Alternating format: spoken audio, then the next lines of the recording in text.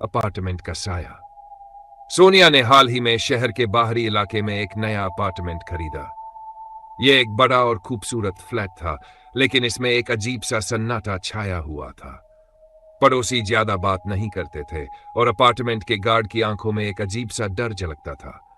पहले कुछ दिन सामान्य थे, लेकिन जल्द ही सोनिया को अजीब अजीब चीजें महसूस होने लगीं। कभी रात को किचन से बर्तनों के खड़खड़ाने की आवाज आती, तो कभी लगा कि कोई कमरे में चल रहा है। एक रात जब वह सो रही थी, उसे लगा कि किसी ने उसके कंधे पर हाथ रखा, लेकिन जागने पर वहां कोई नहीं था। सोनिया ने सोचा कि यह शायद उसकी थकान और तनाव का नतीजा है, लेकिन जब ये घटनाएं लगातार बढ़ने लगीं, तो उसने अपने दोस्त करण को बुलाया। करण को ऐसी चीजों में गहरी दिलचस्पी थी और वह इन मामलों की तह तक जाना चाहता था।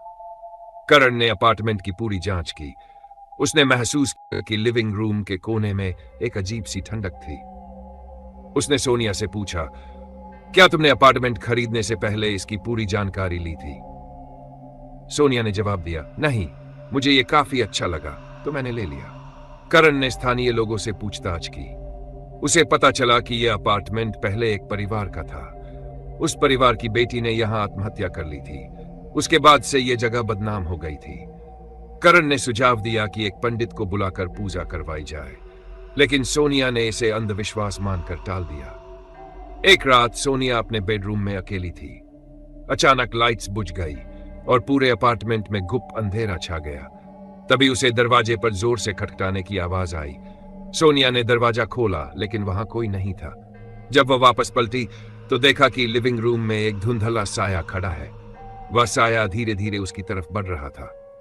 सोनिया ने डर के मारे करण को फोन किया, लेकिन फोन काम नहीं कर रहा था। तभी उसे लगा कि कोई उसके कान के पास फुसफुसा रहा है, यह मेरा घर है, तुम यहां नहीं रह सकती। सोनिया ने हिम्मत जुटाकर भागने की कोशिश की, लेकिन दरवाजा अपने आप बंद हो गया। उसने दरवाजा तोड़ा और सोनिया को बाहर निकाला। करण ने अगले दिन एक पंडित को बुलाया। पंडित ने पूरे अपार्टमेंट का शुद्धिकरण किया और बताया कि उस आत्मा को यहां से मुक्त करना आसान नहीं होगा। वह आत्मा इस जगह से गहराई से जुड़ी हुई थी।